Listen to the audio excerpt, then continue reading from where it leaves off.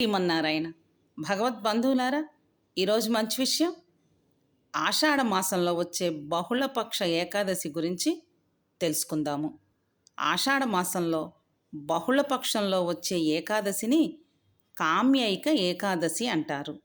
ఈ ఏకాదశిని ఎవరైతే ఆచరిస్తారో వారికి సమస్త కోరికలు తీరతాయి. ఏకాదశి అంటే శ్రీ మహావిష్ణువుకు ఎంతో ప్రీతికరమైన రోజు. ఏకాదశి వ్రతాన్ని ఆచరించేవారన్నా స్వామికి ఎంతో ఇష్టము. ఏకాదశిని హరివాసరము అని కూడా అంటారు. ఈ ఏకాదశి వ్రతాన్ని ఎవరైతే భక్తితో, శ్రద్ధతో, నిష్ఠతో ఆచరిస్తారో వారికి స్వామి వైకుంఠ ప్రాప్తిని కలుగజేస్తారు.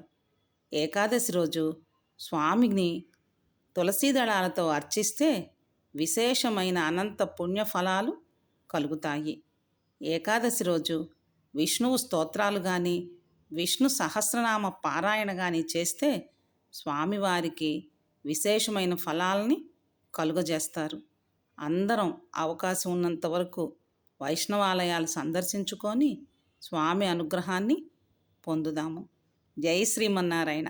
వీడియోస్ నచ్చితే లైక్ చేసి సబ్స్క్రైబ్ చేసుకొని సపోర్ట్ చేయండి.